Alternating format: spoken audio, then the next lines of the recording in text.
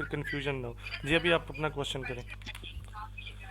Sir ये indication क्या होती है ओटीसी मार्केट में कि एक ट्रेंड चल रहा है वो रिवर्स होने लगा है, बिल्कुल तो ठीक। इसकी क्या कैंडलस्टिक पैटर्न्स वगैरह इन क्या होते ठीक है, हैं, इसको जरा। इंडिकेशन मार्केट में क्या होती है कि ओटीसी मार्केट में सिर्फ कि एक स्ट्रॉन्ग ट्रेंड चल पड़ा है, वो कहाँ से गिरेगा या कहाँ से उठेगा, तो इस चीज़ के बारे में ठीक है।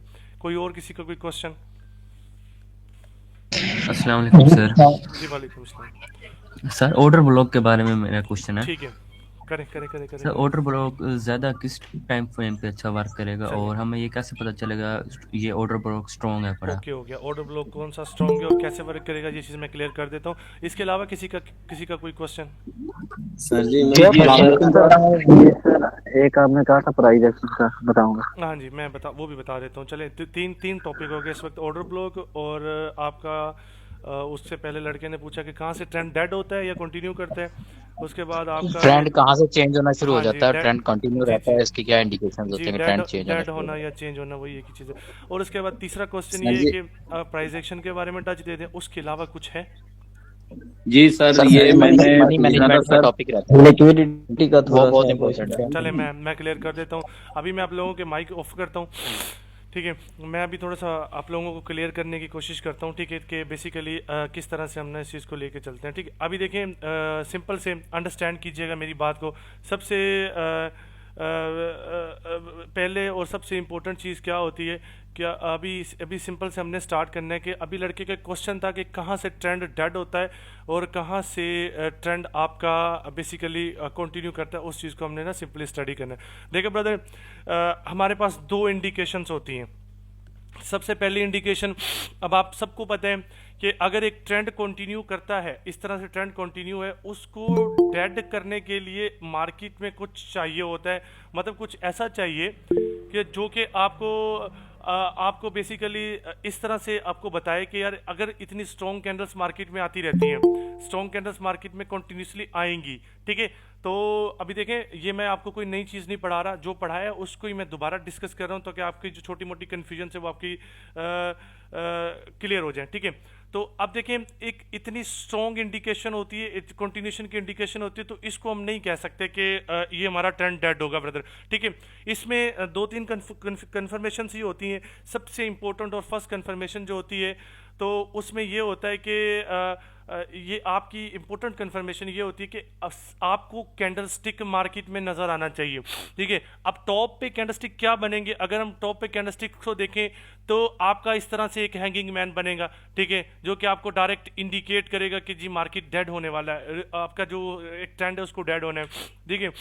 एक रूल ये रहता है, ठीक है। सेकंड ये होता है कि आपका इस तरह से आपका इन्वर्टेड हैमर आना चाहिए, तब आपको एक इंडिकेशन होगी। थर्ड इंडिकेशन ये होती है कि आपका कोई इंगल्फिंग बनना चाहिए, रिवर्स आने के बाद इंगल्फ, ये तो आने के बाद की बात है, ठीक है। ये आने के बाद की बात है कि मार्केट का ट्रेंड इधर डेड होने, ये अभी ये तो रिवर्स हो चुका है, हमने डायरेक्ट रिवर्सल के ऊपर ट्रेड करनी है। देखिए ब्रदर, सीन यही होता है, अगर आपके पास एक तो सबसे इंपॉर्टेंट चीज़ ये रहती है कि आपका कहीं बैक पे आपका कोई लेवल पड़ा होता है, ठीक है। उस लेवल को मार्केट रिस्पेक्ट करता है, फिर मार्केट स्ट्रॉन्ग हो या वीक हो, तो उस लेवल से आप क्या करते हैं, सिंपली रिवर्स करते हैं। एक इंडिकेशन ये होती है, ठीक है।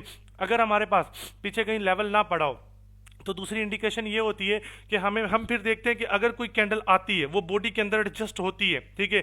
बॉडी के अंदर एडजस्ट होने के बाद फिर मार्केट अगर बॉडी के अंदर एडजस्ट हुआ है, होने के बाद उसने प्रीवियस कैंडल के टॉप को ब्रेकआउट नहीं किया, देन उस सूरत में हम इस ट्रेंड को डेड की सिग्नल के तौर पर हम यहाँ पर सेलिंग कर सकते हैं। अगर नहीं, तो इसको टॉप से भी वीक हो सकती है, इसको बॉटम से भी वीक हो सकती है ब्रदर, ठीक है। इसके बाद हम फिर सेलिंग करते हैं। अगर ये चीज़ है तो हम सेलिंग कर सकते हैं। अगर इसका टॉप नेक्स्ट कैंडल की वीक भी ब्रेकआउट करती है, तो इट्स मीन कि ये ब्रेकआउट नहीं है। एक कंडीशन ये होती है, एक कंडीशन ये होती है कि इस कैंडल को ना टॉप इतनी बड़ी वीक होती है अच्छी खासी, उसके बाद ग्रीन ट्राई करता है, लेकिन इसकी वीक को भी ब्रेक नहीं कर सकता इस तरह से, ठीक है। सिंपली इस तरह से इसकी वीक को ब्रेकआउट नहीं कर सकता, तो इस तरह जाके मार्केट इधर जाके क्लोज देखें, ये इसकी वीक का टॉप ब्रेकआउट नहीं हुआ ब्रदर, ठीक है। जब इसकी वीक का टॉप ब्रेकआउट नहीं हुआ है, तो इट्स मीन कि यहाँ पर मार्केट सेलिंग करेगा और कंफर्म सेलिंग आएगी। देखिए ब्रदर, उसका रीजन क्या है, उसका रीजन ये है कि ऑलरेडी बायर्स का ये एक टॉप था, ठीक है। आप बायर्स खुद कोई ब्रेक नहीं कर सके इस टॉप के साथ, तो इट्स मीन कि अब सेलिंग कंफर्म है मार्केट में, तो इसके बाद मार्केट में सेलिंग आती है।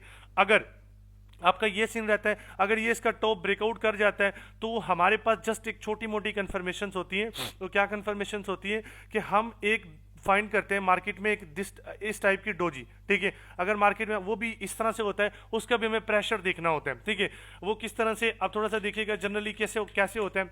अगर हमें यहाँ से रिवर्सल कॉल नहीं मिली, हम इस तरह से देखते हैं कि मार्केट में आपकी एक न्यूट्रल डोजी आती है। न्यूट्रल डोजी मतलब वो या तो वो रेड होती है या तो वो ग्रीन होती है, ठीक है। अब इसका प्रेशर मेजर करते हैं, ठीक है ब्रदर। अब देखिए ऊपर साइड का प्रेशर ज्यादा है, नीचे साइड का प्रेशर कम है, तो इसके बाद हम सेलिंग के लिए जा सकते हैं। अगर नीचे साइड का प्रेशर ज्यादा है, ऊपर का प्रेशर कम है, तो हम सेलिंग के लिए नहीं जा सकते। ये कुछ कन्फर्मेशंस होती है मार्केट में, ठीक है। इसको देखते हुए हम इस तरह सिंपली इस चीज़ को लेके चलते हैं कि यार ये चीज़ इस तरह से चलती है और ये इस तरह से चलती है, इस तरह हम इसको रिवर्स करते हैं या कंटिन्यूशन करते हैं। ये एक सिंपल कॉल होती है आपके एक अच्छे ट्रेंड को डेड करने की, ठीक है। हम कह सकते हैं कि यार अच्छा ट्रेंड यहाँ पर डेड हो सकता है आपका सिंपली, ठीक है। अब अगर मैं सिंपली इस चीज़ को लेके चलूँ, अब यहाँ तो ये कोई अच्छा ट्रेंड नहीं है, इसके बाद मार्केट बाइंग कर गया है। तो जब एक अच्छे ट्रेंड को डेड करना हो ना, उसकी मैं एग्जांपल बताता हूँ बेसिकली होता है किस तरह से। आप देखें ये भी इतना खास नहीं है लेकिन ट्रेंड है, ठीक है ब्रदर। अब देखिए मार्केट कंटिन्यू है। अब देखो इधर एक हैंगिंग मैन ने क्लोज दिया। अब बेसिकली ये आपका ऊपर से विक भी आपका हैंगिंग मैन में काउंट होता है, ठीक है। तो अब देखिए इसका अगर मैं टॉप ड्रॉ करता हूँ तो ये एक रिस्की टॉप है, ठीक है।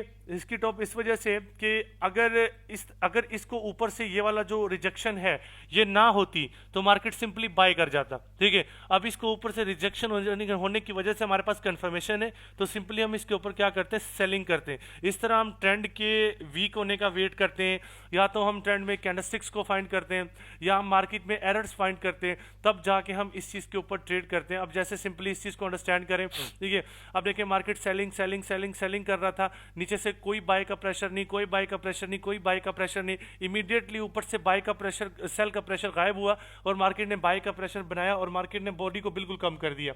तो इसके बाद हमारा सिंपली क्या होता है, हमारी बस बाइंग बनती है और उसके बाद हमने बाइंग किया, सिंपली बाइंग होगी। अगर आपने वेट करना है तो वेट करो मार्केट इस टॉप को जैसे ब्रेकआउट करे प्रीवियस कैंडल के टॉप को, तो उसके बाद अगेन बाइंग कर लो, आपकी अगेन बाइंग भी हो जाती है, ठीक है। इस तरह से सिंपली आप ट्रेंड के डेड होने का, ट्रेंड के कंटिन्यूशन का या ट्रेंड के वीक होने का वेट करते हैं। तो इस तरह सिंपली लेके चलते हैं इस चीज़ को, ठीक है।